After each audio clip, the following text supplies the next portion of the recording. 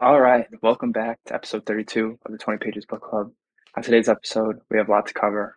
First, going through a quick weekend recap since OBS crashed last time we recorded this. We're going to do a quick one. Then talk chapters 7 through 11 of the Indifferent Stars Above, going through some interesting parts of the book, to say the least. Then we give our updated thoughts, where we're at, how we're feeling. We do follow up with a meme competition, and then we wheel for our next book. So a lot to cover. Looking forward to a great episode. Let's go.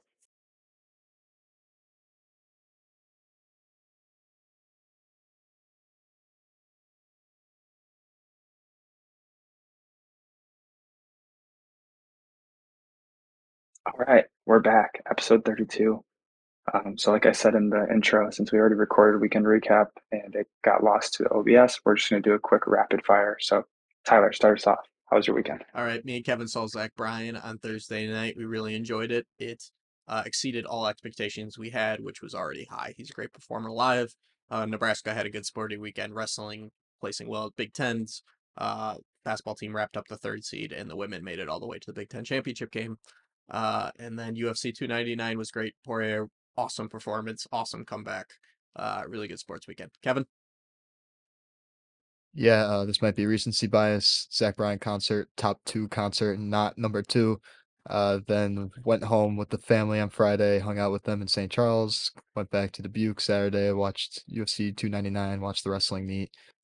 Iowa underperformed. Iowa women's basketball smashed Nebraska. Not actually smashed, but beat them for the outright title. And yeah, If they would have called Christian, a foul on Caitlin Clark for traveling at any Christian, point in the game, you're that'd be up, fun. Christian. Yeah, Christian, you're up. Okay, came back to St. Charles with my girlfriend, went to engagement party, drank some wine, went to Cooper's Hawk on Saturday night with the parents, drank some wine, watched UFC, drove home today, just made some jambalaya. It Drank was wine, tired. drove home. Rob's Not famous. way better than Rob's famous. It's not that dude. He used to just make rice and ketchup and sausages. Like hot dogs, rice, and ketchup. All right, anyways, Jared. Not too much for me. I'm in Europe. Uh, Started my vacation, so not too much for me. But next week I'll have more to update on. So that was weekend recap. Tyler, take us away. Unbelievable, guys. Efficient as fuck. That was great. I think I think the 10 viewers are gonna love that one. All right. Uh we left off ending part 2, chapter 6. Uh 20 viewers. 20 viewers. okay. Big gains. All right. Meeting 2, we're starting part 3 here, which is titled The Meager by the Meager Were Devoured. Chapter 7, Cold Calculations. Whew.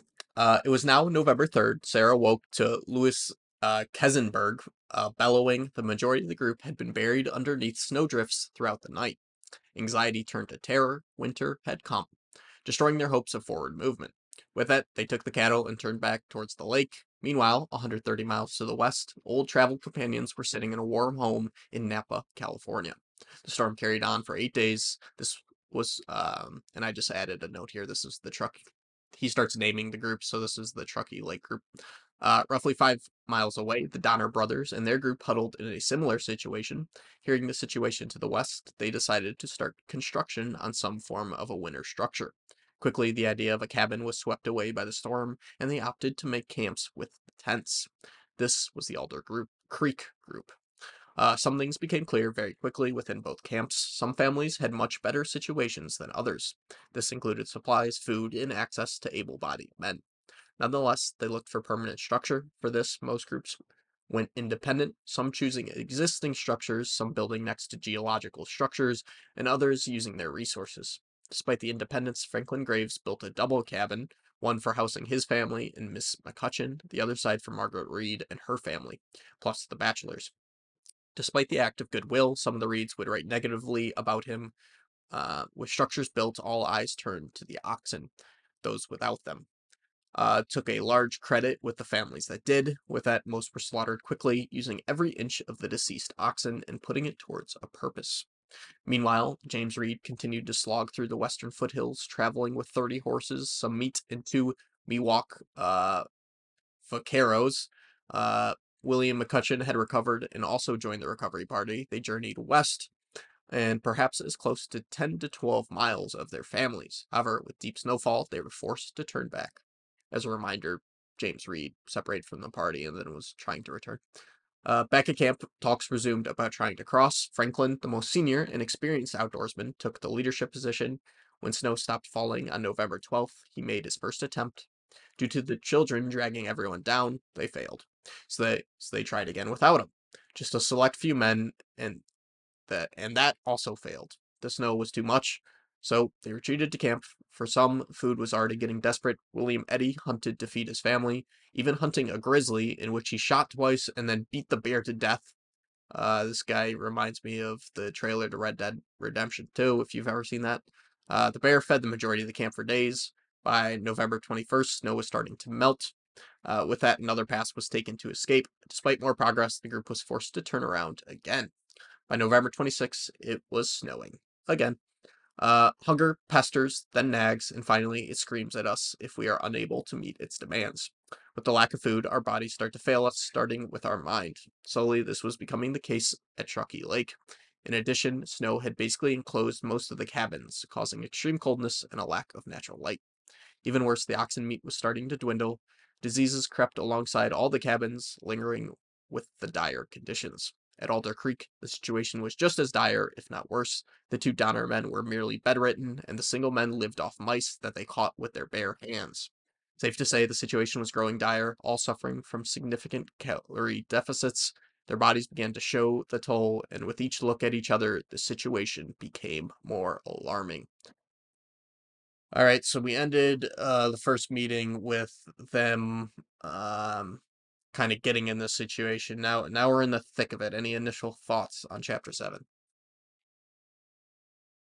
You guys like how Daniel James Brown like interludes parts areas of action with like talks about physiological research and Science. modern day findings? I have my opinion on it, but I'm wondering what you guys think. I'm like, sometimes it works and sometimes it doesn't, if that makes sense. Like, I there's agree with that. times where it adds something to it. Like when he's talking about like the like hyperthermia and hypothermia, I thought that was interesting and like understanding that. But there's other times where I think it just kind of trying to get back to the story, and I'm like, I don't want to read whatever he's talking about. I'm probably the I minority in completely agree. I'm probably the minority in this. I think all of it's pretty. I kind of like it because sometimes the way the story is written, it's very like just chronological and very. We kind of know essentially what's going to happen, not like exactly, but you. It's very like just this is what happened, then this is probably what happened next. This is probably what happened next, and I do like the little breaks where, and I also am just kind of fascinated by like human science and stuff, just in terms of like how the human body works, and so that's probably just me being interested in this type of stuff and listening and reading a lot about it. But yeah, I do like little breaks in at least some of the action because otherwise it's kind of like you're just reading. It's almost like I think like David Gran, for example, he did a really good job with Killers of the Flower Moon and having a story in like having an actual story and characters inside the story he was trying to tell and like the history he was trying to tell. And I feel like this is a little less of that. So I don't know. The breaks actually I enjoy them mostly. Yeah, I would agree. As the person that writes the summaries, there are some that won't even be in the chapter summaries because I didn't find them necessary. But I think when they're useful, I like when he interjects and tells like he'll be like they were this close to safety in reality, or when he kept saying they thought they were walking 50 miles, but they were actually walking 80 miles. Helps give you perspective on what they're actually trying to do. And then also, like as Kevin said, some of the hypothermia, or Jared said, hypothermia versus hyperthermia. Like I wouldn't even think of being too warm, to be honest. I've never even I've never Yeah, even I've never heard of heard of that. hypothermia, to be honest. I've never heard of that either. I was like, what? Yeah, also like this part when this last chapter is talking about the calories per day on page Yeah. 138. I thought that was interesting, like seeing how little they were eating and how much their bodies actually needed. Yeah, I don't think it wasn't a big thing in this chapter. I think there's one in like chapter 10 or 11 that's really boring that I didn't find necessary. So I agree with Christian that maybe not all of them are necessary, but I think there are some good valuable ones in there. I don't know. He does a good job. Like I I feel for him. It would be so hard to write a book with the limited access to like information that he probably did have. Um, does a good job of filling the gaps. Sometimes I feel like maybe he does it more often than is necessary, but I found some of them interesting, especially the psychology behind why members of the party are making certain decisions. Um, because I just don't know why people act certain ways in these survivalist situations. I So, think it is really valuable just because like we can't relate to this at all. Like none of us have been in a situation where we've not had food to eat or like been struggling to pure survival state. So like a lot of these like the calorie deficit thing, like we all have access to food. So like we just kind of eat when we're hungry and we don't really go through that like putting yourself through all this hard labor and then not having anything to eat and recover. And yeah, I think those little excerpts are really to try to get you to understand more, especially with our generation, just on what these people really were going through, and then better understand like later the cannibalism and stuff and what these people ended up turning to and eating like the rotten flesh of the oxen and stuff like Yeah. that. I think it was very interesting when well, I mean, it's later, but we could talk about it now. Um, he talked about how the people weren't actually dying by starvation, but psychologically, that's what they thought they were dying to. It was actually, the coldness and the hypothermia that was and ultimately killing them first. Obviously, the lack of food doesn't help and doesn't help your body insulate, but I found that part very interesting. 'Cause that'd be a tough battle. I mean, especially when you're not getting enough calories and then your mind is the first thing that's affected. I can't imagine. You start to lose your wits about you and you're in the middle of a snowstorm. I can't imagine that's easy. All right, chapter 8. Desperation. Despite the conditions, Franklin Graves was still determined to make a run for it in early December. This time, Franklin hoped to make snow skis to add to their journey, turning the cabin into a manufacturing facility. Charles Stanton remained a key figure in the escape, in tandem with the two Miwoks, because they had successfully completed the summit. Given this, Franklin went about recruiting all able bodies. The third call to arms. At age 57, it was likely he couldn't muster up another attempt. On December 16th, they made their break. With some sad goodbyes and a lot of promises, they departed. Snow skiing is difficult, especially with makeshift equipment. It took a large portion of the group to get the hang of it. It took a long time to get the hang of it. By then, they were exhausted. By afternoon, they had reached the lake. Here, they were threatened with something else, snow blindness. As your elevation increases, you are exposed to more UVB rays. These rays penetrate your cornea and cause symptoms such as nausea and headaches. With prolonged exposure, they cause blindness. By the first stage, Charlie Berger and William Murphy gave up. They didn't have snowshoes. As a result, it was largely pointless for them. That left 15 in the snowshoe party. As they approached the cliffs, they settled into camp at night. On December 17th, the group faced its toughest challenge, climbing the face of the pass. The snow paired with the rocky surface caused a difficult challenge to the malnourished group. Furthermore, the effects of snow blindness were starting to take a toll, especially for Charles Stanton. Finally, their bodies battled hypothermia due to the intense layering the group had partaken in. Without them completely knowing, their bodies were fighting a constant battle between death by fire and death by ice. By late afternoon, they had scaled the pass. Despite the grave situation, they stopped to admire the beauty of the scenery. Upon the following day, they descended southwest into the valley. Quickly, Charles Stanton began to fall behind.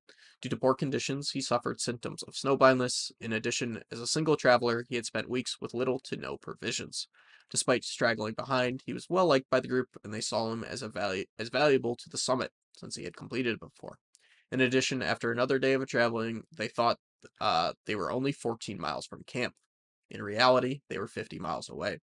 On the fifth day, Charles did not get up. He sat by the fire, smoking a pipe. 5 months later, travelers would come across his remains. 14 remain. Carrying on, the snowshoe group traveled towards Cisco Butte, while the other group continually looked back for Stanton. He didn't appear. That day, they traveled nearly 8 miles. The men, due to their weight, were significantly struggling. What they didn't know was La Nina conditions in the southern Pacific were about to make it even worse. A phenomenon known as the Madden-Julian Oscillation sometimes forms in the Indian Ocean. Sometimes the warm air created by this phenomenon crashes with the Arctic air moving south and causes widespread flooding and epic blizzards in the high Sierra. Meanwhile, Lake Camp was growing more desperate, using anything and everything from the ox to try and make something edible. At Alder Creek, the groups within the tents were facing even worse. Several of the men had passed, including Jacob Donner. All right, we could talk about chapter 8. The first topic I want to talk about. Do you guys feel like, I mean, the party's named the Donner Party because they ultimately followed the Donners, but they played less of a role than I thought when we got to the second part. I mean, they were basically useless. They were dead. Graves was. I feel like Graves was making all the decisions at this point. I was going to nominate No, Graves for unsung MVP. Created the snowshoes.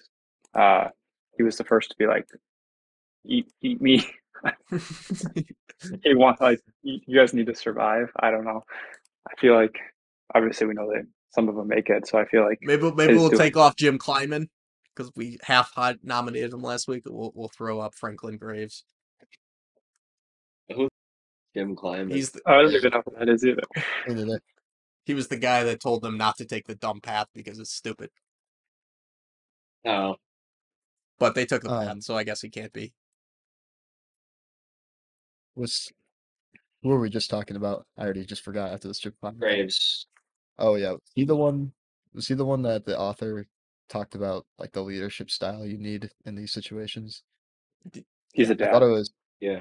This is where I started really seeing the comparison that Brazel was making last meeting to endurance. Like they needed one guy to step up and just not take time to make decisions, just be like, this is what we're doing. And he really stepped into that role. So Brazel, your prediction was correct. Although I think we were clowning you. Nice job. This is very endurance-esque, in my opinion, after like getting to this part. It's very like we're gonna go see if we can make it through. We'll come back. Blah blah blah. People, I guess in the endurance there weren't a ton of deaths, but 0. There was 0. actually Almost. I don't know. They had a bunch of dogs to eat. right. And seals. This is very I liked the I liked the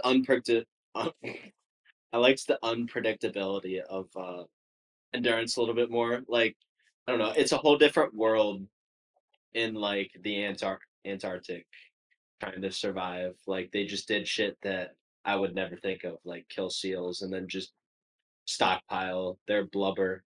Whereas here it's just they're void of any sort of um, sustenance and prey. Besides a bear, I guess that part was pretty cool.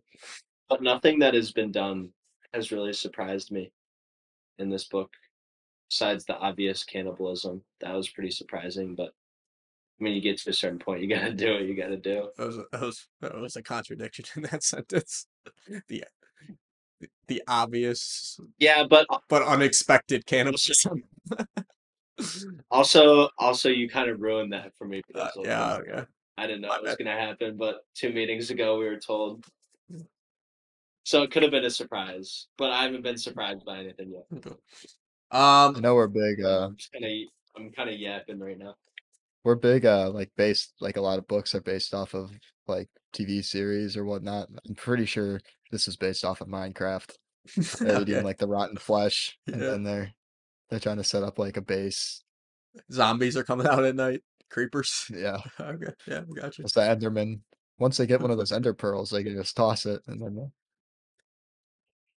Yeah, we get our first real death of the group, Charles Stanton, the guy that they were trusting for navigation. Kind of turns out to be good way to go out. I know, he did go out like a G. We may have to add an award for that. He just died sitting by the fire smoking a pipe. He kind of just knew it was his time, you know? He might be the Pour One Out award. He might. We could nominate him. I already actually nominated him on Thursday. So I'm going cowboy on us. I go cowboy. Well, I mean, anyone can nominate anyone, but he did go out just smoking a pipe. One last hurrah, you know. There's a part I didn't include it in the summaries, but I think this is the part where he talks about how you can trick your body into being happy before you die, despite being in terrible conditions. Like you can almost accept death in a certain way. There's like certain ways you can trick your mind and your body into believing, that you're okay, or at least feel good before you die. Yeah, that's kind of like Euphoric uh, boost of whatever internal chemicals you have before you die. I think Yeah. that's what he's referring to. it's like one of those things like, oh, if you take DMT, it's gonna do all this to you. And then like I don't know, like how do we actually know that's a thing? Just don't those people all just die? And I Not, I can't not the follow the people track. taking DMT. I think your brain releases the Chemicals. your brain Dopamine. releases DMT when you die, and people think that's like your life flashing before your eyes. Is that what you're saying? No, I was just saying like people do drugs and then they tell us like how we're gonna feel, and then like you go do DMT and all of a sudden you're having like nightmares. It's just like I don't know. I don't know how people know. Like I don't know. Like What you're no, talking about, to be honest. maybe I'm on it right now. How do you uh, just how do they know that this like like you can trick your body into doing like believing that you're gonna die? Psychological studies. Yeah, but like the person's dying. How he might just be capping and making shit up just for This is argument's just like sake. this is just like psychology in general for me. Like I just can't wrap my head around how people can. Yeah, I'll just keep it there. I thought the more interesting piece was that you could psych yourself into death. I think one Yeah. of the examples was there was a stranded boat and they had eaten all the black slaves on the boat, so they went to pick straws, and the person whose straw got picked went deranged. Yeah, even though And they then were rescued. arrest they were rescued, and he had died overnight because he had psyched himself into death. Yeah. I know that he even alluded to Miracle in the Andes, which is a book on our list. That's another survival story in the mountains, but um, interesting nonetheless. Mm. So is Into Thin Air, which I've heard is good too. Wow. It wasn't referenced. I just wanted to say that. In terms of survival stories, I think the mountains and the sea are the Sure, pinnacle. obvious one. Yeah. I guess it wouldn't be interesting if it was like, oh, he survived in the plains of Nebraska. It's a survival story. I want to try to save some But I've face learned here. The DMT comment. And just go ahead, Christian. You Not worth it. don't have to apologize. It's okay. I kind of wanted to watch the apology. All If right. Well, if that's the case, it just doesn't make sense to me how like there's just all these anecdotes about like DMT, for example. That's just an example I'm using, but like these drugs, obviously, like everybody has like a different experience using it. So then, like, is this Oh person no. telling Oh like no. no, like is this person convincing because they like they mess with your psyche, and then like this person that is psyching himself into dying, was that just like a one-off cause, or is that like an actual thing you can like I don't know. I think he was There's just no talking that real is I agree. How dare they tell us how to think? yeah. Like watch this. okay. This podcast has never been dumber. All right, chapter 9. Uh Christmas feasts. It was December 21st, the sixth day of the snowshoe party's journey. Due to snow and the loss of Stanton, they now walked blindly. The group was now restless, unable to discern if they were headed in the correct direction. That afternoon, they would make a catastrophic decision. They approached a ridge in the 6 Mile Valley. If they ascended it, the trail would find them. Instead, they opted for the more inviting route that skirted the ridge. With that, they spent another night in the dark. The following day presented weather that made it impossible to travel. Given this, they camped out for the day, battling starvation and hunger. December 23rd presented better conditions for traveling. Nonetheless, the group was still down bad, facing starvation. Patrick Dolan proposed that the men of the group draw lots. The person picked will be killed to feed the rest of the group. They pulled the lots, and Dolan drew the fatal ship. However, nobody could seem to pull the trigger, so the group carried on with Dolan. It's kind of funny that he proposed the idea and then he got picked. Christmas Eve brought colder weather. Members of the group sat around shivering, delirious, and psychologically damaged. It was clear that they were in no shape to carry forward. All of them were just waiting for someone to die. Antonio, the young Mexican, was the first to fall. Franklin Graves fell that night, surrounded by his daughters. He urged them to carry on the fire and that they should eat him to make that possible. Hoping to survive the night, William Eddy devised an old pioneer trick to isolate their body heat. It worked well, and they were able to survive the night. In the morning, Patrick Dolan had broken. In a known phenomenon, he stripped his clothes and walked to his frosty death. That's what we were just referring to. Meanwhile, at Lake Camp, they greeted Christmas. Christmas, the holiday, was still making its way into American culture, and each family, depending on their background, celebrated it differently. Despite the terrible conditions at camp, the group found a way to honor their respective faiths. For Elizabeth Graves and Margaret Reed, they gave their kids a special Christmas feast with treasures they had hidden away. Meanwhile, other groups were resorting to eating boiled bones and raw hide. For the traveling party that they awoke on December 26th, cold as ever, desperate, they focused the day on hunting, too scared to approach the bodies that lay next to them. 13-year-old Lua Manuel Murphy, I don't know what that kid's name is, caught a live mouse, eating it raw. However, he succumbed that night due to psychological stress. In the morning, the group would go about butchering the meat, as referring to the human meat. Um, I I almost laughed at that kid's death that he caught a live mouse, ate it raw, and then the next paragraph he died that night. But maybe that's just Like crazy. terrible side of me. Um, really desperate here. I mean, this is when we start. This is when the cannibalism is fully introduced. I think it was all in the back of their minds that it was an option, but Patrick Dolan is the one that introduces it, and he drew his own name. They didn't end up shooting him though. I was like visibly like squirmish reading this. Like I was just like, it was like weird. I don't know. Like I knew it was coming, and when I was reading it, it was just like, oh Would you let your homies eat though? Eat what? Eat it though if you passed away? I think I'd do what Franklin did and be like, you yeah, guys got to feast on me. I'm giving you sustenance right now. If yeah. anything, that would be the greatest service you can give another human being. I feel like I died in glory. I think the author Should be brings an up the organ idea donor. that some people are willing to just they can't do it no matter what, even if they're starving, they would rather die. So it's interesting to talk about Yeah. that psychological battle of like, can you actually do the act or not? The two what do they call them, Miwok Indians, they talked about how in their culture it was severely taboo to eat another human being. I would assume because of religious reasons. Like even if you're facing death, if you believe hardcore that like you will not, there will be no salvation, no afterlife. If you decide to eat another person, then I guess you'd rather die.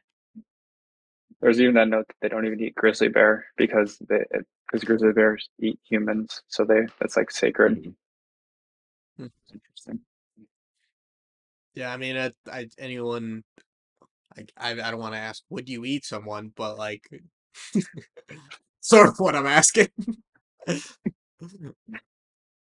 Pause. I think Not like Christian said, willingly. if it was like yeah, if it was life or death, I did I wouldn't find be it afraid one thing to that say it. interesting that will be shown in the next chapter that it came up is that they they did a good job. William Eddy kind of takes the lead of the group after um Franklin Graves dies, and he does a good job at making sure people are separated from the people they care about. Like, so they separate in groups and then eat the people that they don't have an association with. I think psychologically, while maybe he didn't know the psychological effects of doing that, was very beneficial. Because you can disassociate your head a little bit then. Like, I don't know this person, whatever. Even though they're human. I mean, if I like just saw like internal organs and I didn't know if it was from a human, like that would make me feel a lot better about myself. But if I saw like the skin, like I don't know if I'd be able to do it. I mean, I don't even know if you just threw a heart down in front of me, uncooked. Like They're the one cooking. part where they were talking about, I think I don't know if it was this chapter or the next one when they start sucking the blood. Yeah. Like that was just like it was of another animal. I forgot what was that with the bear? Deer, No. The deer maybe. deer. No, there's a Yeah, human yeah. that died, and the first thing they did was drink his blood. Oh, Well, that's a good segue into my nominations for.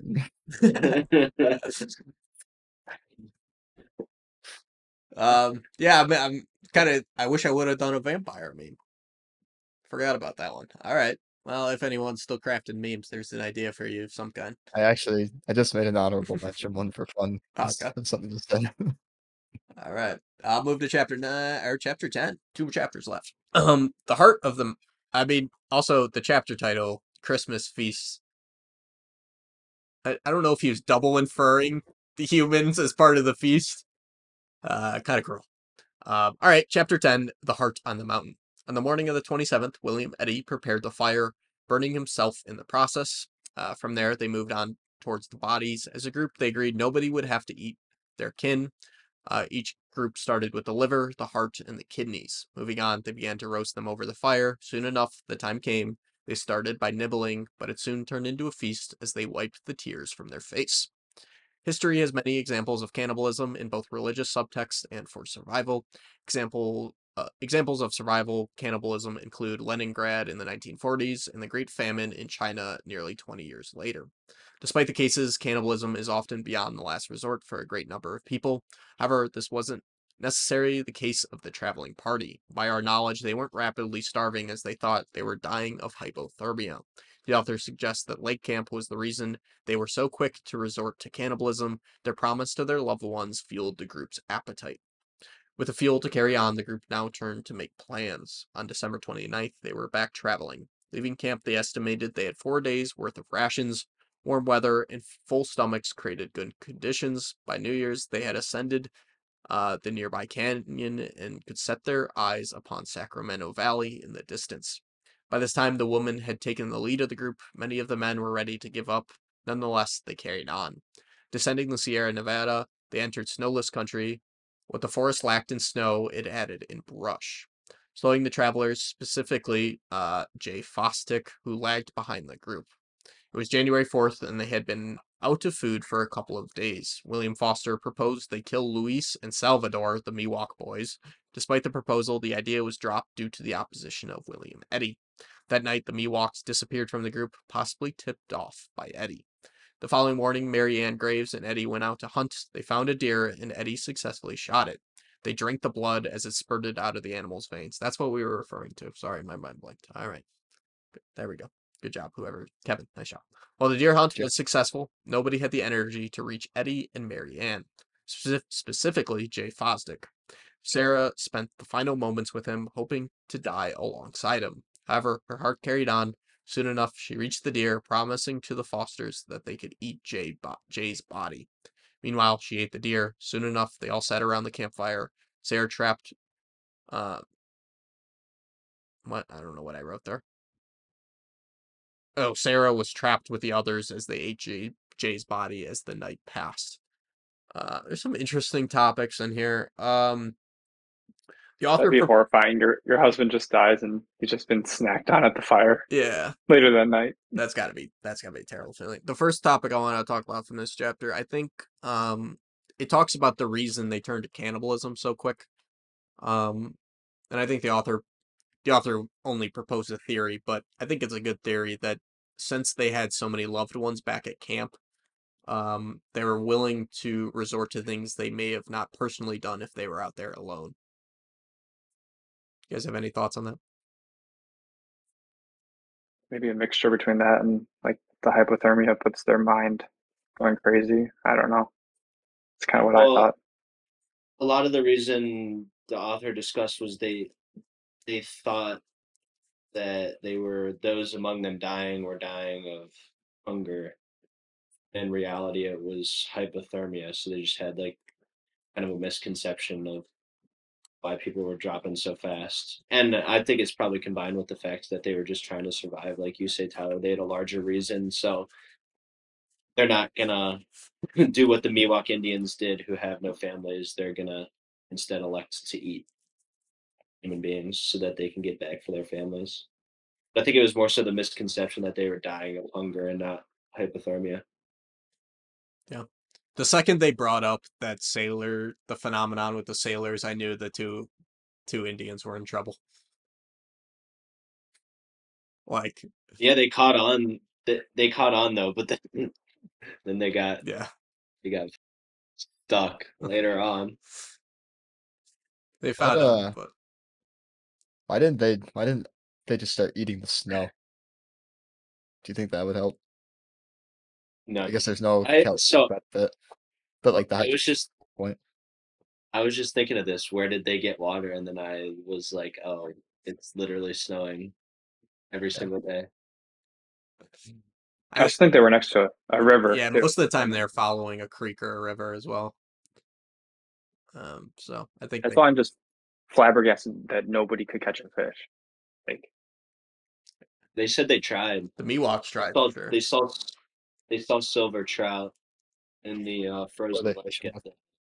the camp.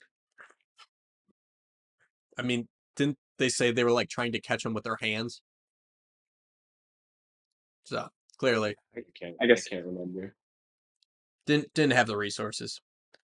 Um, sharpen a stick up and be like, and then I guess the other main topic of discussion from this chapter, first off, they mentioned that the women are way better suited to survive this than the men, which, Colin, correct me if I'm wrong, isn't that the case with long distance running as well? Yeah, no idea.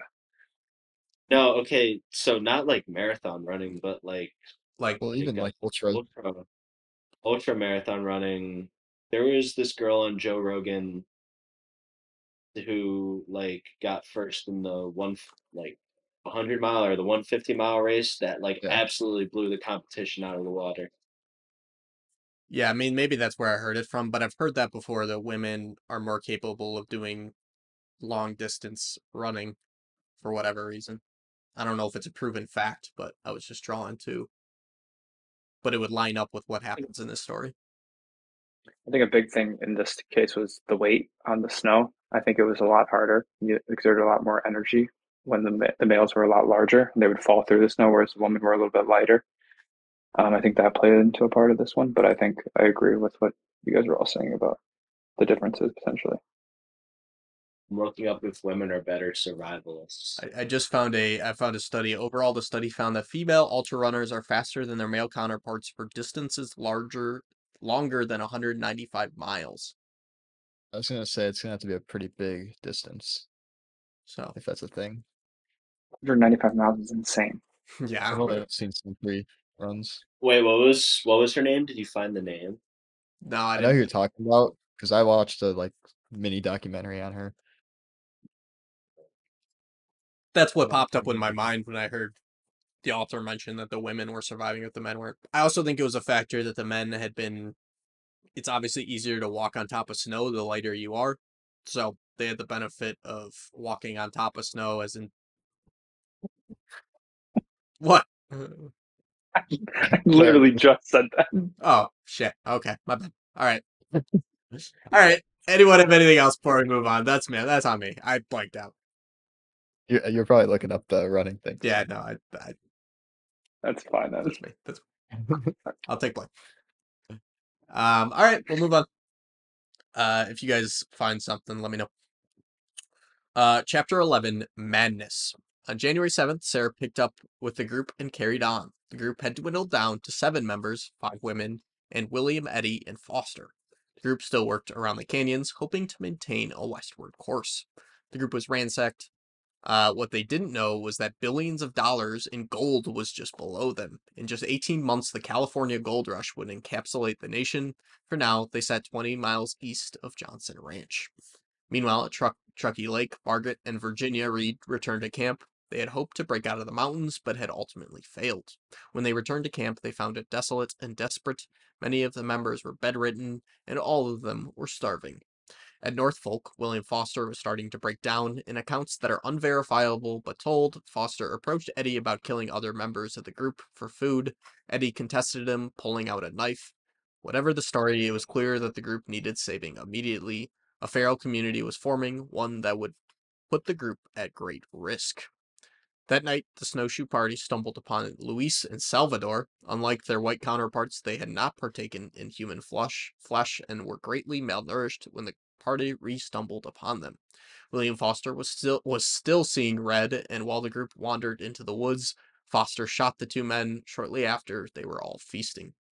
The following day, they stumbled upon additional human footprints. There, they discovered an Indian village. The Indians were stunned at the state of the travelers. They were ragged, and most must have appeared as zombies. Despite the conditions, I think that's the Maydu. I don't know how to pronounce that. Maydu took them in, feeding them for the first time in a long time. They were warm and dry. In the days that followed, the Maydu guided them to the nearest American settlement. By January 17th, the group could walk no further. Johnson's Ranch was not much, but to long travelers it must have appeared as an oasis. Many of the travelers that had taken the Oregon route had settled here for the winter. On January 17th, a Maydew came with William Eddy slung over his shoulder. The families at Johnson's Ranch quickly acted, going to pick up the other travelers. The remaining 6 all survived, taking as much food as possible. For months, the women at Johnson Ranch would nurse the party back to health, stunned by the look of desperation within their eyes. I can't imagine how dumb you feel when you when you walk into this ranch and see all the people you had previously traveled with. I Yeah. I may end it even if I survived right there. The craziest thing is them going to the Maydu camp with the Miwoks in their backpack and Oh, asking for help, and them giving them food when they were literally eating them. another good meme potential. I didn't make that one. Forgot about that. I I have one covering that. Don't worry. What's in the backpack, Jimmy?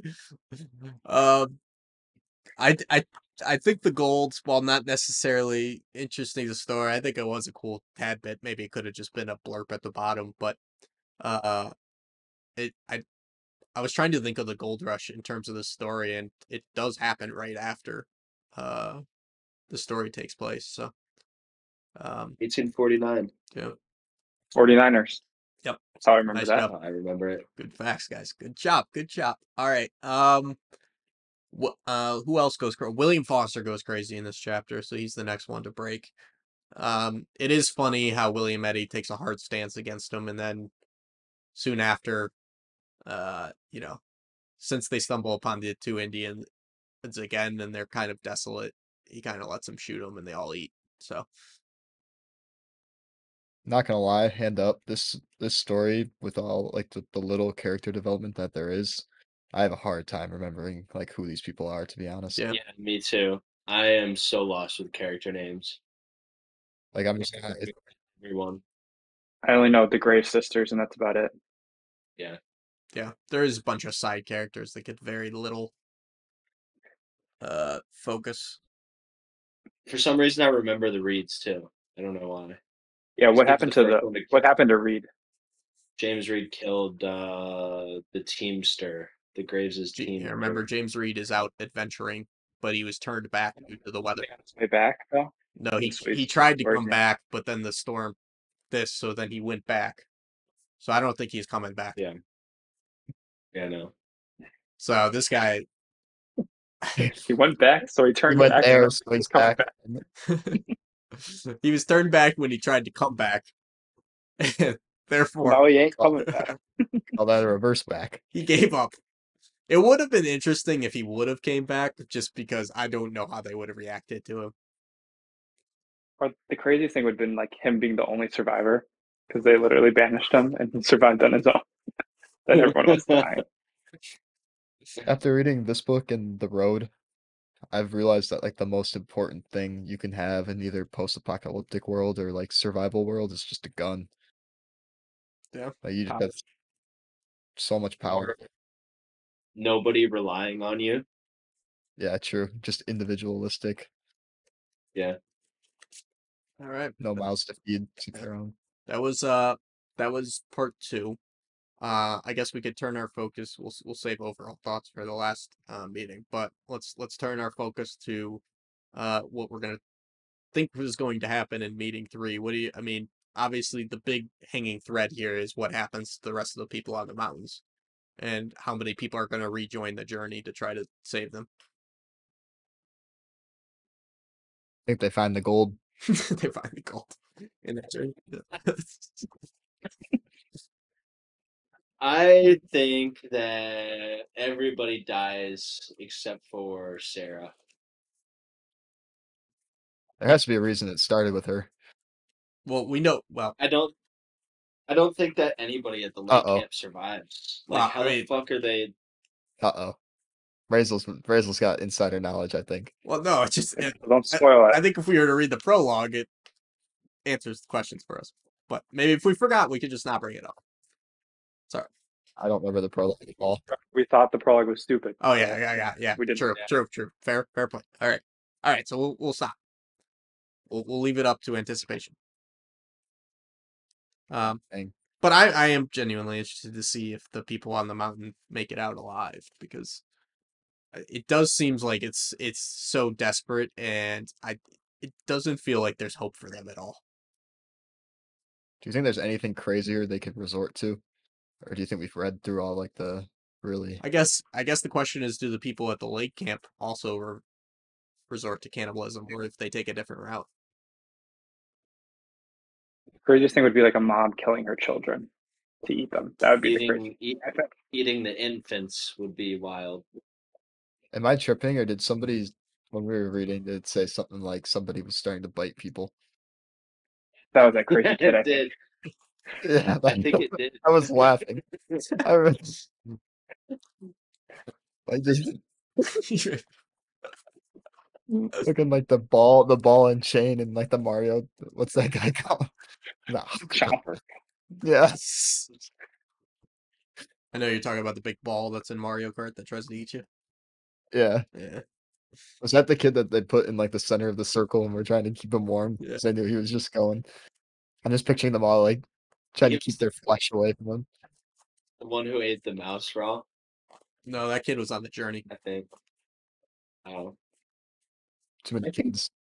I think the party actually would survive the winter if they hadn't had like literally all their cattle and ox stolen. Like they had like a decent amount like left when they finally made it to that camp. Or That if they had little gone left. if they had gone down back from the mountain when they realized they couldn't journey any further, and just camped out, made makeshift cabins beneath the Or mountain. left on time. Yeah.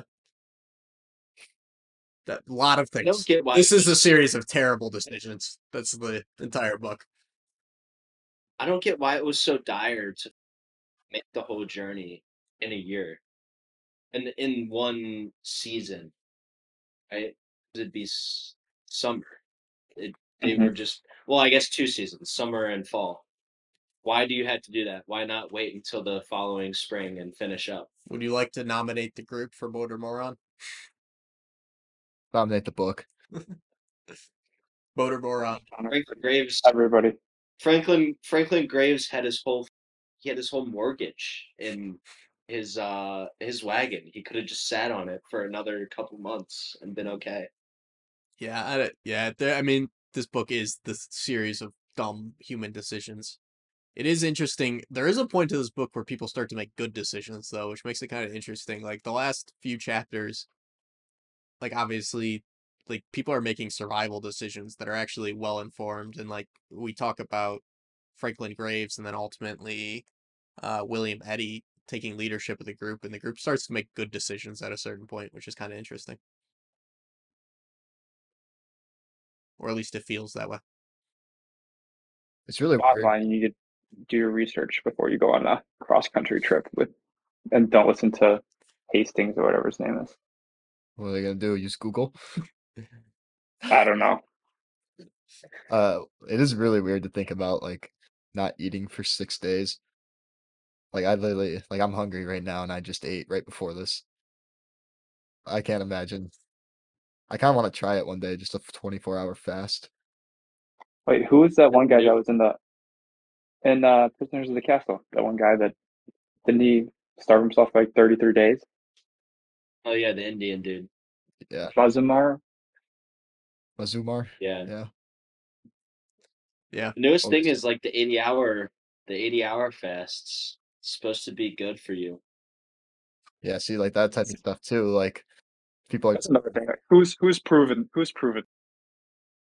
That's the thing, like dietitians and nutritionists. This is why I find like all this human body stuff so fascinating. Like dietitians and nutritionists, they get like their certifications or whatever, and then they say something, and then if you looked up that's like what they said to be true, you'd find a dietitian or nutritionist with the exact same like thing and just saying the exact opposite. Like that's not what happens. This is what happens. And it's like it's all like anecdotal. Like I feel like there's very rarely actual science behind any of these.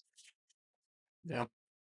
I guess the other I, interesting part, the Donner Party did end up making it as like a very famous thing, or at least in maybe pop culture. So, and like if you look at their region, everything is almost named Donner at this point. So, um, I'm interested. I think the author will address this in the epilogue, why they became so famous, like why the story became so famous across the country and how it actually prevailed. I mean, obviously everyone's interested in why people would eat each other, but I'm interested to see why it made it so so Wait, prevalent. if you survive, are you admitting that you ate people? Like, say if there's like four people left, like, and you guys made it, would you admit to anybody that you ate?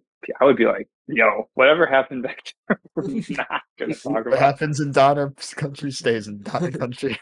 I I was I'm interested to see if the Miwok or the Maidu Indians or the people at this next camp find like human organs in their backpacks. Oh, true. Like I was thinking maybe they dumped the human organs by the time they like saw human civilization, and then they'd like all make a pact never to say anything again. But obviously they don't have the energy to do that. So What if I feel like word's gonna get out whether they like it or not.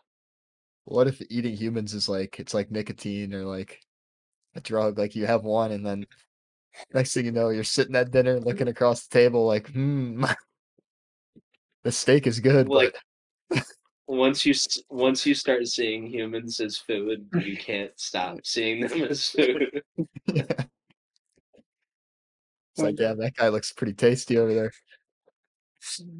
That scene from Madagascar when Alex the lion thinks Marty Yes, is food. he turns into a steak, I think. He's like prancing through Oh, I haven't seen Madagascar in so long. All right. Well, that seems like a great stopping point. If I'm saying that, it's probably a great stopping point. So, if you're a viewer at home, your job is to finish the rest of the book. We only have about like 85 pages left, so we took it slow. We did spread this out so everyone could read some personal books. So it's been a less than stressful read for the most part.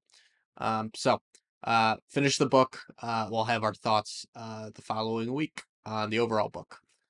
With that, it's probably a great place to transition. We still have a great competition coming up, which will be the meme competition. We'll see you then. All right, welcome back to the meme competition. Since Brazel's throwing out orders before that break, I'll start throwing out orders now. If you're listening to this right now, turn off, pause the podcast, actually listen through it, then turn it off and go to the YouTube, tune into the YouTube so you can actually see these memes. We're about to do the meme competition. Everybody gets up to 3 memes. I'm guessing everybody has 3 memes for this one. And then any honorable mentions. Okay, Christian doesn't. Maybe I'll send him one of my honorable mentions to use. Psych. And That'd be then nice. and then we'll all vote at the end, get some winners. And yeah, hopefully these are funny and not hopefully some of mine are not too outrageous in terms of shareability and viewability for YouTube and the viewers. So the order is going to be Jared, then me, then Tyler, then Christian. Whoa, got nice trip. All right, Jared, start us off there. Hopefully one remembers what I just said. Book club chat. Yeah. first one. I do love the piece of the repeating caption. I almost used this one, except the burger was on the guy's head, and his head was in his. Yeah, I saw that too. I'm saying that. I like the Miller Lite pitcher right next to him. He's just downing. All right, I believe I'm next. Hopefully this works. I've never. It's gonna be a GIF. I'm hoping it works. I think it will. I have one video on it, guys, so let's see how that works.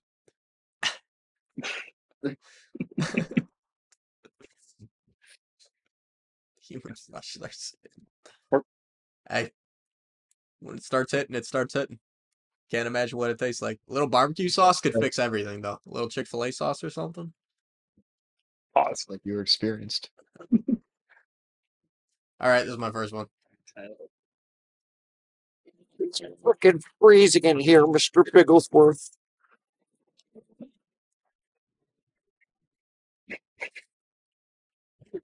I just like, I hadn't seen the movie. I mean, that's put that on there. You want me to put it? You could throw it on the sheet.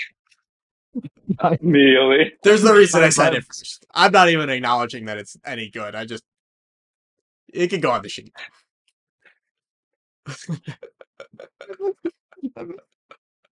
That might win for me. It's freaking freezing in here. So bad. That's my number one vote right now. All right, Christian, go ahead. I have to watch it again. All right. I don't even know how I found this. Send.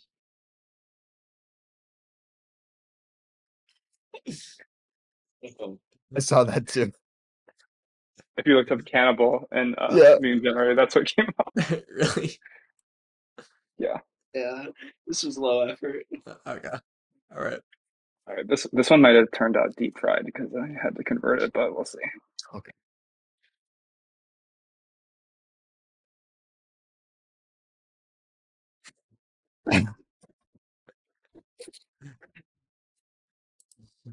I think that would have been better used if you captured it Jay Fosdick when they're eating Jay Fosdick and they're all just trying to avoid eye contact with Sarah.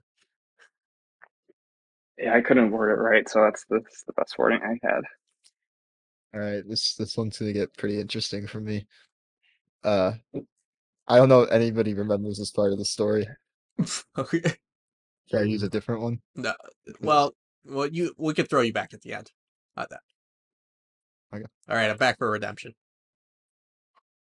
Wait, What'd you call it? A backdoor redemption? that's not the one. Can I just put a meme in there right now? Never mind. Okay, here's my second meme. If I there we go.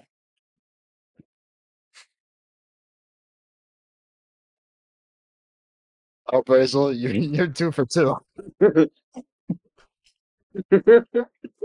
I think that's funny.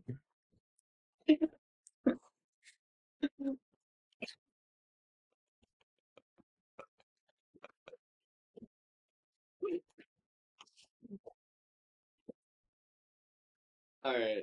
I feel like I'm at a It's a 7th grade classic. sleepover. Like, Shout out Kevin for the idea. I was thinking about doing Classic. it plays. I was actually trying to find a skeleton smoking a crack pipe so I could yeah. say about Sutton or whatever his name is. All right, back to Jared. Maybe this is the next one. I don't know how deep fried this one turned out to be either, but we'll see. Oh God.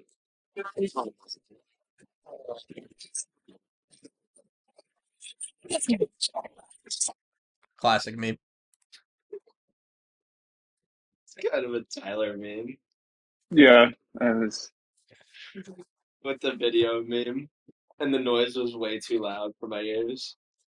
Yeah, that one exploded my ears. Deep fried. So is this my backdoor meme? You can send both of them right now. So, All right, I'll start with the one that was.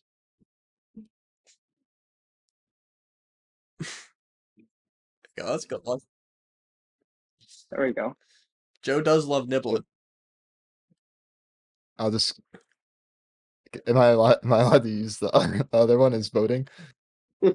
The kid, bloody kid. We might have to cut that one. Yeah, I think the kid has to be excluded as well. Okay, so I get to send one more. Oh God! Viewers at Well, home, this you one is can't see that one. this is actually a Tyler meme. It's just so random. Just reminds me of something Nick would send me at like 1 p.m. on a school day. All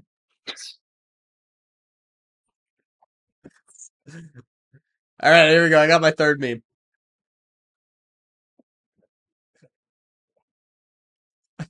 Okay, this is dumb. Oh God! But I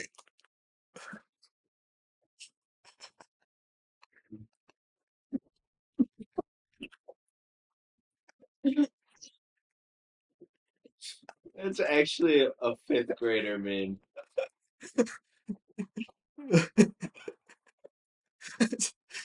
you know Barney likes his kids.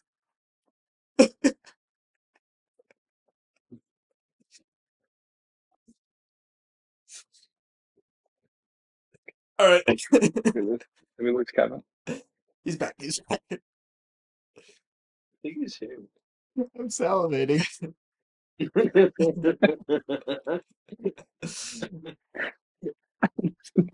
the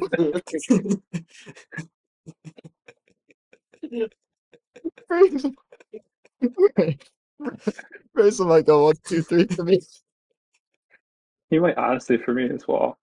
Because there's I feel like I'm like slap happy at like a 6th grade sleepover. I'm glad I could Oh, give you God. the laughs.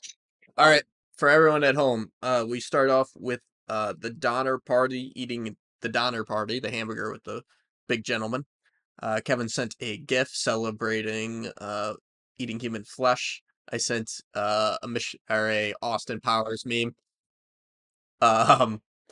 Christian sent a hot dog eating a hot dog. Jared sent the Russell Westbrook, eating on the side of the bench. I sent the Homelander meme. Christian sent another skeleton meme. Jared sent a video SpongeBob meme, the Miwok Guides, and Kevin sent Joe Biden eating his wife meme, and then also a grizzly bear after William Eddy got shot, and then finally I sent a Barney meme. So that is who you got to choose from. Like, I will admit, maybe not our best. Arguably our worst. I'm having trouble voting. Tyler's were so bad that they were good. Yeah, I'll take wins as long as I can get them. I laughed at every single one of this. Sometimes it's just as useful to be getting laughed at as it's being to make people laugh. So there we go. I mean, they made me laugh. It was like a different way of going about it.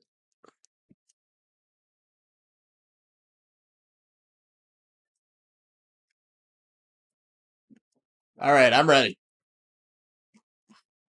And 1 I sec. am.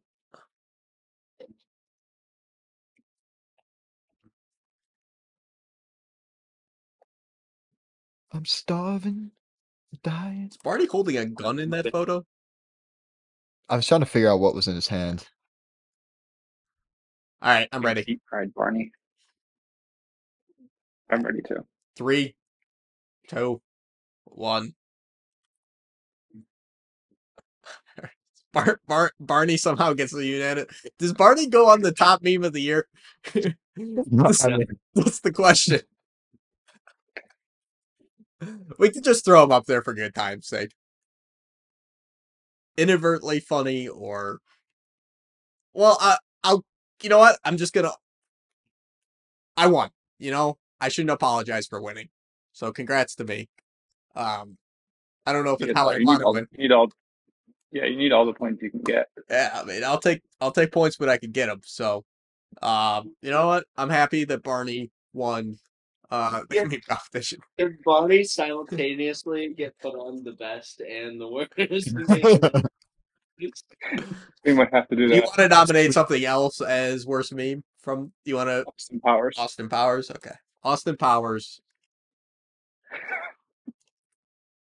Doctor Evil meme. I mean, I'd honestly throw up Christian Sarah memes.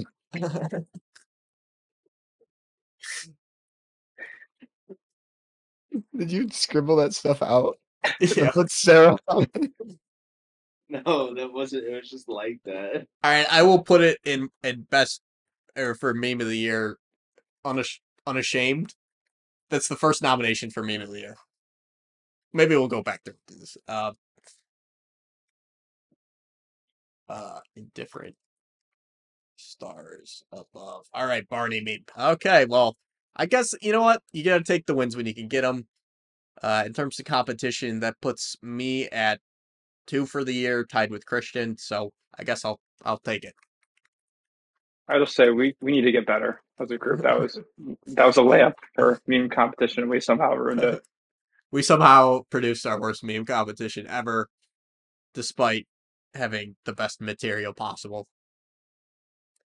So, yeah, probably not a great effort from us. But you know what? Sometimes you just don't have it. Maybe this week we just did not have it. Someone want to tell the viewers what we are doing next? Yeah, so next we're going into the Christian, Jared, and I all have 3 books that we nominated, so we're gonna be choosing our book for once we finish the Indifferent Stars Above. So as a group, we all, minus Tyler, I guess, Christian, Jared, and I all nominated 3 books. We're gonna go through them now, and then the group's gonna vote on our top book from each person, and then we'll put those 3 books onto the wheel to see what we're reading next.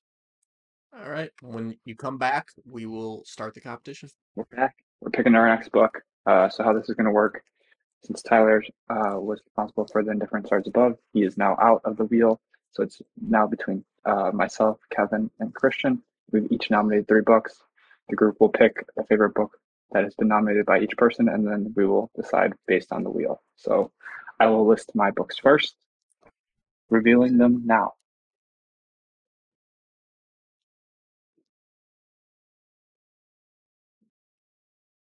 Okay. Yeah. So my 3 books: Midnight in Chernobyl, Untold Story of the World's Greatest Nuclear Disaster. We all know the Chernobyl tragedy, but this goes like into the deep depths of what occurred. Heard it's been pretty interesting. I actually have it myself, so that's one reason why I nominated it. The other one, second book being Dead in the Water. I nominated this last time. I thought I might as well just throw it back on there. But true story of hijacking, murder, and Gulf Time maritime conspiracy. It's kind of like a thriller. I know teams seem to like those. So, and true crime. So we'll see if that gets picked. And the last one is Destiny of the Republic, which is about a tale of madness, medicine, and the murder of a president. So Wait, I thought if your books got voted off, you couldn't reelect, or was it if the wheel votes it off? Yeah, if the wheel, if it doesn't get chosen by the wheel, you can. If it made it to the wheel, it doesn't have to be Yeah. eliminated. If it was the other 2 that got eliminated in voting, then it couldn't be on. yeah, so this one was the one that made it through last time of We'll mine. call I that. thought maybe it's because I saw Destiny of the Republic on Goodreads last night, and I literally almost added it to my list. Yeah, it's actually on our possible future books list. I added it a while ago, but it sounds fascinating. Yeah, that rule, by the way, is called the icebreaker rule, if you were wondering. Correct. It's Brazel's way of. The president is James A. Garfield. Is the president who's talking about him. There's a list down there It's near, at the bottom of that's near the Republic. things that can't be nominated. So below the table. So if you want to see. All right, I will go into my books now. Sure. So my first book, The Housemaid's Secret. That's when I make a promise. After all, I've done this before. I can protect Mrs. Garrick while keeping my own secrets locked up safe. Bum bum bum. Earlier before the meeting, when I said as a joke, I'm gonna choose 3 of the same book. There's like The Housemaid's Secret, The Housemaid's Tale, The Maid's Servant Tale. They're like all these books that were exactly the same. I'm honestly just tossing that one in there just to I just need another book in there. These last two are the ones that I really am interested in. This one being probably number one on my list, Check and Mate.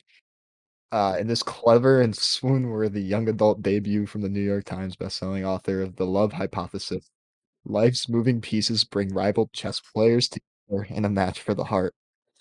Young adult is like 12, 13 years old. Like that's meant for Well, people 10 years younger than us. well, I'm glad that we have a chance to vote. Um, and my final, I honestly forgot I did this. My final book, Fangirl Down.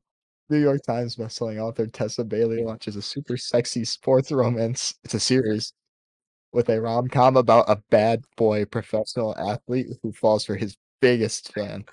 So basically, Icebreaker with a different title. Correct. Yeah, except this is a bad boy and not just any old All right, athlete. Christian, come on.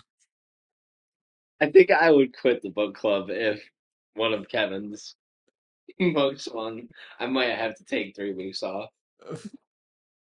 Maybe we all take 3 weeks off and just Kevin has to do the podcast.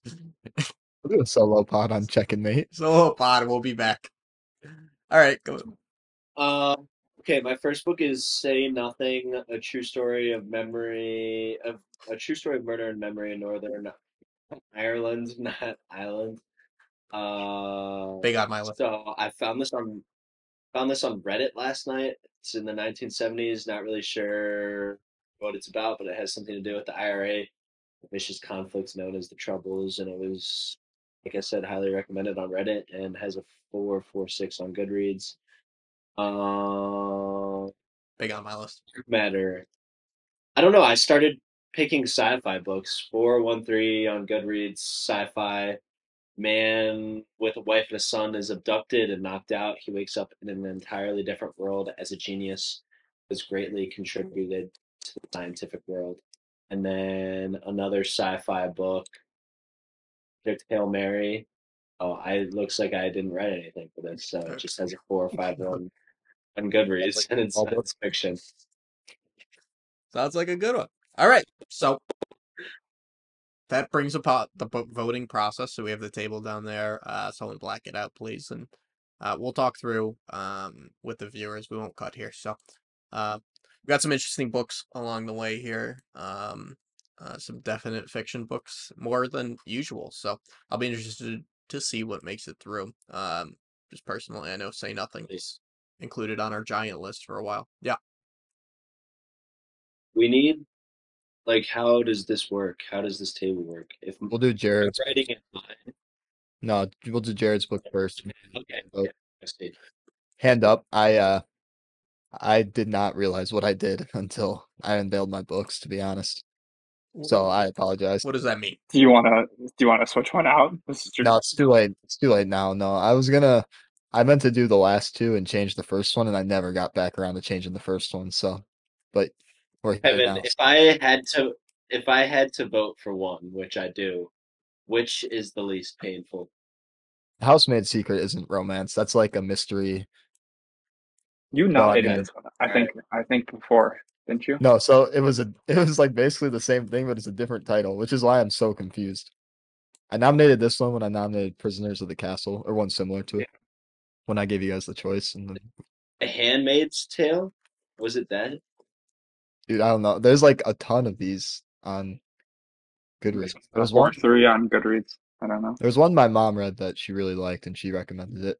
And then I was trying to find that, and I don't think I did. So All right, everyone sort of ready on the table, or yeah. For mine only. For mine first. yeah, we're doing Yep. Jared's books. Okay. So Yeah. Midnight in Chernobyl, Dead in the Water, Destiny of the Republic. All right, we're unveiling.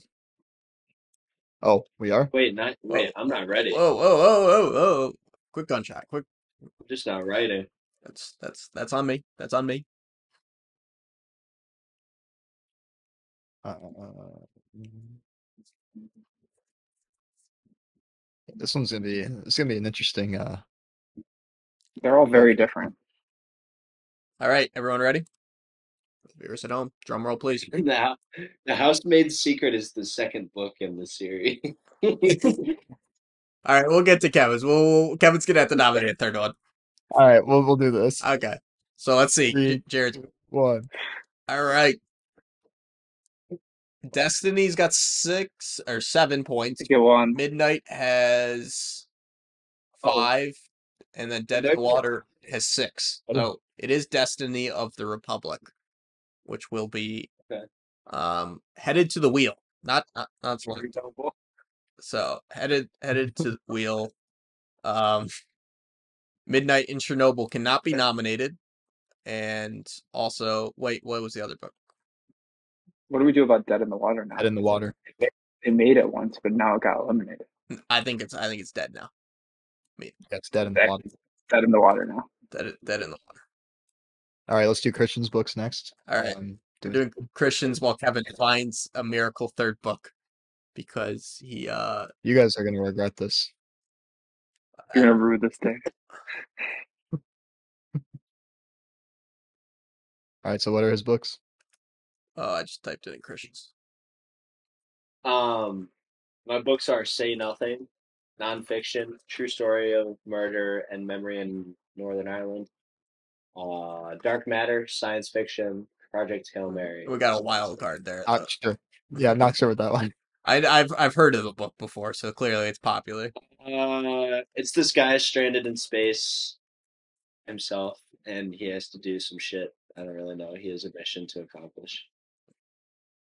Looks like Space Odyssey. The Martian, I should say. All right, Kevin, are you ready? Yeah, I can't unveil. Someone has to unveil, but I type mine in. Jared, you ready? Yep. All right, I will unveil. 3, 2, 1. Say Nothing's got 6, 7. Dark Matter has 5, 6. Project Hail Mary has 4, 5. So Say Nothing is the winner. Dark Matter. 2 nonfiction. Project Hail And Mary. we will and we will be reconvening and be back when my book is ready. All right, welcome back. Third and final vote goes to Kevin. Kevin had to reshuffle his picks based on he picked a sequel. So we got 3 selections here. Kevin, the new book is what? Wait, The new book is The Wager, but I'd like to remind the viewers at home the other 2 books nominated are Fangirl Down and Check and Mate. Okay. Both highly rated on Goodreads. Obviously, with The Wager is by David Gran, one of our favorite authors from last year. So, good addition to the wheel. We'll see who wins, though. We'll leave it up. I don't want that to overshadow the fact that Check and Mate and Fangirl Down are both really good, though. Let's everyone get their votes in. I just want to remind everyone in the other 3 in this chat. Let's be serious now. Let's not. Let's not looking at you, baby. Let's not make a decision for content. What do you mean? What are you talking about? You nominated Norwegian Wood. If he was going to nominate a romance book, trust me, that would have saved us a little bit. I was trying to save us in a way. Norwegian Wood was about a man and never mind. It's a very famous concert. I just keep the viewers are watching a trip right now. I just keep accidentally clicking things. You should see what the viewers are viewing right now. All right, I'm ready. Everyone ready? Right anymore? They were just watching our faces. Actually, I had that right. All right, everyone ready? Yeah. Yeah. I didn't know that. All right, let's reveal. Oh no! Oh, Kevin. Thank God that was Kevin. Get him out of here. All right. The Wager wins. Thank God. I had to remind everyone to be serious, but Check and Mate and Fangirl Down have been eliminated from future contention. Darn. Which means making it to the wheel is Destiny of the Republic. Jared, what's the Republic we're talking about here? What country are we talking about? Star Wars. The U.S. Republic. Oh, okay. United States. Okay. I mean, I didn't know what it was about. He never said. Idiot. The only tagline he gave us is a tale of madness, medicine, and the murder of a president. That's the only description I got. But I said it's okay. I said it was about James A. Garfield, though. Uh, Wasn't very clear. Save Nothing, the true story of murder in memory in Northern Ireland about the Troubles, and The Wager, which is a shipwreck story. So we'd be directly comparing it to Endurance. But those are 3 books for the wheel. Do I got to share my screen on the wheel? Yes, I do. Okay. Yeah, I'm on strike as well. Okay. Kevin is unhappy with the conditions of the book club.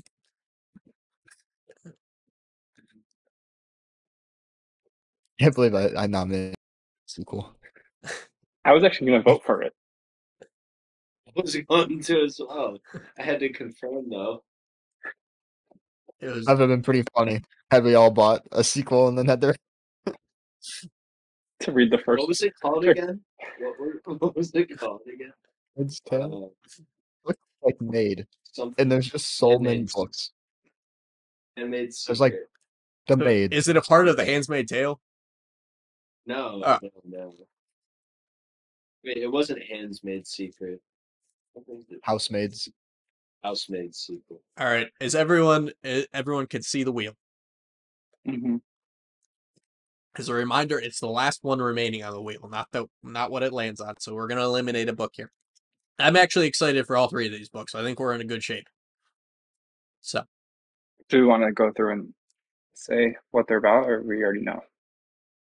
We just did that. we just did that. So I think we're good. Well, I mean, I didn't really say it, but I guess We'll, ahead, we'll just see who wins, and then you can read the description for it. Whoever wins. All right. good idea. All right. Here we go. We're spinning. I think we want Kevin to win. Say Nothing. I was excited about that one. Unfortunate, but Fuck me. hey, just means you're you're down to the last 2 to pick a book. So, all right, More control next time. all right, and the final spin. Please not me. Thank God Kevin has won. This is all good for us. Let's be excited. We are returning to David Grann with his story, The Wager. I think we all liked this author, so I think we're in good shape. Kevin has picked his book, The Wager. We're all so excited. He's excited. Kevin, can you read us the Goodreads for The Wager? Kevin's like our puppet president that we just propped up. Read us the Goodreads, The Wager, Kevin. I'm pulling it up.